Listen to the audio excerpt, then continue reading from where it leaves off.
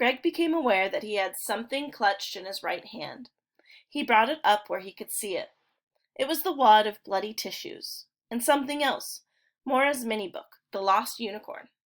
The front cover was half gone, and some of the wrinkled pages were streaked with blood.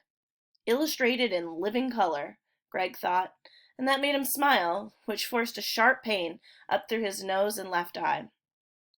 He got the book in focus, and using only his right hand, he began to turn the pages. Greg could tell right away that it wasn't his kind of story, which did not come as a surprise. It was about a young unicorn who'd gotten lost, also not a surprise.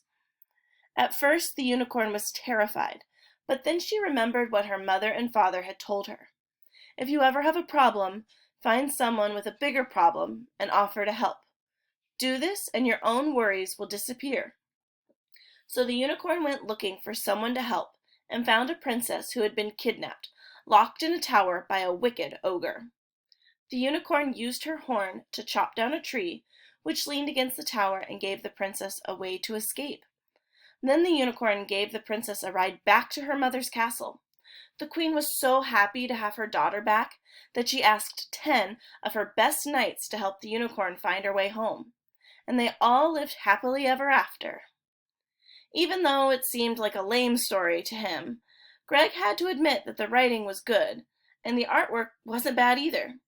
It was actually a tiny picture book, not at all like a comic book. Each of Maura's pictures took up a whole page. There were no sequenced panels, no page grids, and no speech balloons like comics have. Still, the drawings were good, and Maura had drawn vines and flowers around the borders of each page. Bringing the little book closer to his good eye, Greg blinked. Then he rubbed his finger on the page. The dark gray lines smudged and smeared. He could not believe what he was seeing.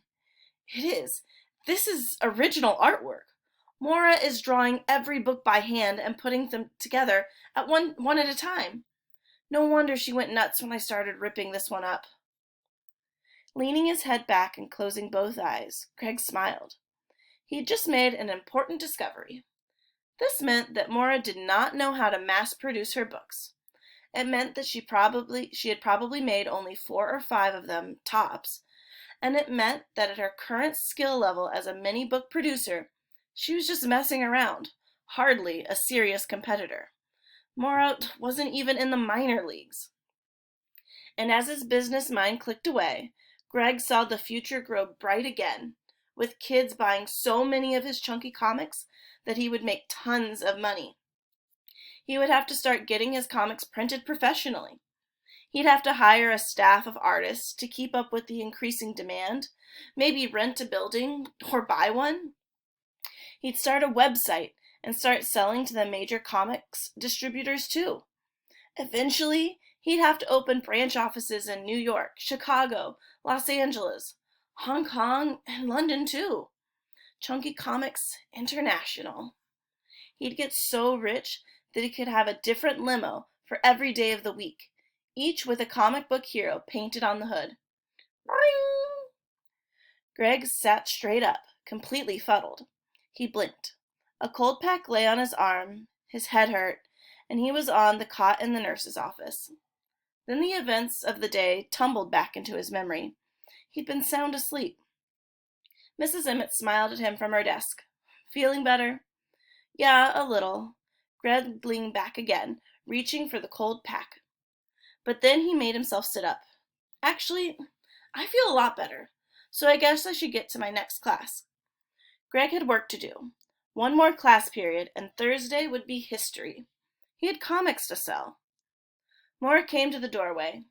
Hi, I brought your backpack and your pencil case. Your face looks better. Greg didn't know what to say, so he just nodded. Maura said, You going to class? Greg looked at Mrs. Emmett. Can I? She nodded. You should be fine, but if you feel uncomfortable, come back, all right? Okay. Greg stood up and walked to the door. Thanks. You're welcome. Maura gave Greg his things. He swung his backpack onto one shoulder, tucked the pencil case under his other arm, and headed down the long hallway toward the gym. Maura turned and walked beside him. So, she said, you've got gym now? Nope. Greg picked up his pace. Maura matched him, step for step. Language arts? No, art. Greg walked so fast that Maura almost had to trot to keep up. Hey, she said, before I forget, you have to go to Mr. Z's room after school. Still walking, Greg glanced at her. How come? He wants to talk to you, and me too, about what happened. Great, said Greg. I'll be late for soccer. Maura said, should you run around today? I mean, with your eye and everything? Greg stopped short and swung to face her. Look, it's none of your business. It was just a little poke in the nose, all right? I'm okay, and I don't need you to tell me what to do. Fine, said Maura. Do whatever you want. I don't care. Good, 'cause I don't care if you don't care. So go away. Don't worry, I'm going. Here. And Maura pushed a quarter into his hand. This is yours. What's this for? He asked. One of your comics. They're a quarter, right? What, you sold one? No, said Maura. I bought one. You? That's right. Maura stuck her chin out. Any law against that? No, said Greg. But why? That's a stupid question. I read it in math class. It's good. Creative pride won a small victory over ill temper. Greg smiled. You liked it? Really? Maura nodded. Yeah, it was okay, but... The bell rang. Oops, I can't be late. Maura turned and dashed for class. But what? Greg called after her. Later, she called back. And Greg thought, later? Oh, yeah, 'cause we have to go see Mr. Z. The art room was close, and Greg quickly forgot Maura's comments about his comic book. He had to finish a wire sculpture.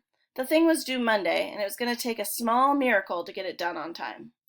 Still, that didn't stop Greg from selling 3 more copies of Return of the Hunter before the end of art class.